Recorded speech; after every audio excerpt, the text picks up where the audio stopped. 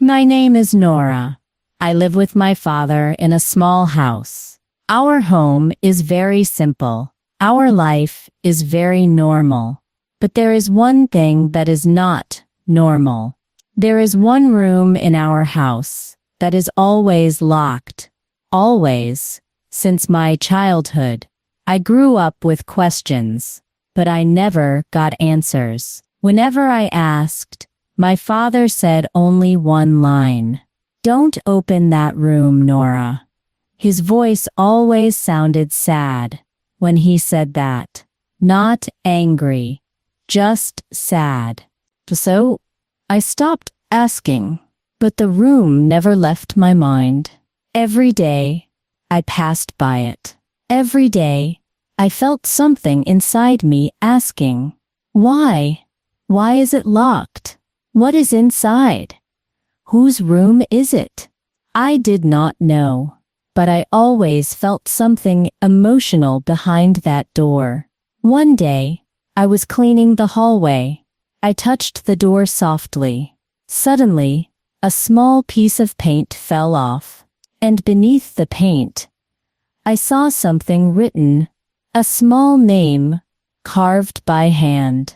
Mia. I froze. Who was Mia?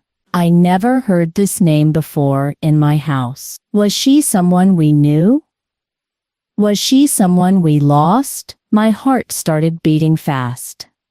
I called my father from the kitchen. Dad, who is Mia? He turned pale. His hands started shaking. He sat down on the chair without speaking. I went near him. Dad, please, tell me. But he only whispered, not now, and he walked away. My mind was full of storms. My heart felt heavy. I knew now that this room was not just a room. It was a memory. Maybe a sad one. That night, something strange happened. I woke up around 3 a.m. I heard a soft sound. It was coming from the locked room. A slow, soft, humming sound, like someone was singing a lullaby. Very light, very gentle, almost like a mother's voice. I held my breath. I listened again. The sound was real. I went to my father's room. He was awake too. He was sitting on the bed, holding his head. I whispered, Dad, there is a sound. He looked at me with tired eyes and said, I hear it every year. By door on this date, I swallowed hard. What is special about today? His eyes filled with tears. It was your mother's birthday. My body froze. My mother, I never knew much about her. I only knew she died when I was very young. But why her voice? Why this room? Why today? My father wiped his tears and said, Sleep, Nora. Tomorrow I will tell you everything. But I could not sleep. The humming sound kept ringing inside my mind. In the morning, I found something shocking. The key to the locked room was lying on the dining table. A small silver key, old but shining. I looked at my father. His eyes were red. He must have cried all night. He took a deep breath and said, Nora, you are old enough now. You deserve to know the truth. You can open the room. My heart started beating fast. My hands felt cold. I picked the key slowly. My father walked behind me. His steps were heavy. Mine were shaking. I placed the key in the lock. My fingers were trembling. The lock clicked. The door finally opened. The room smelled like old memories.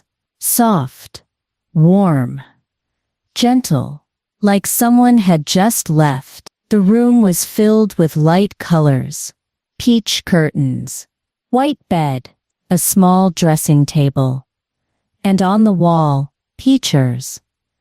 Pictures of my mother, pictures of my parents, pictures of me when I was a baby. My breath stopped. I touched one picture. My mother was smiling brightly. Her eyes looked kind, soft, loving. I felt tears in my eyes. My father stood behind me.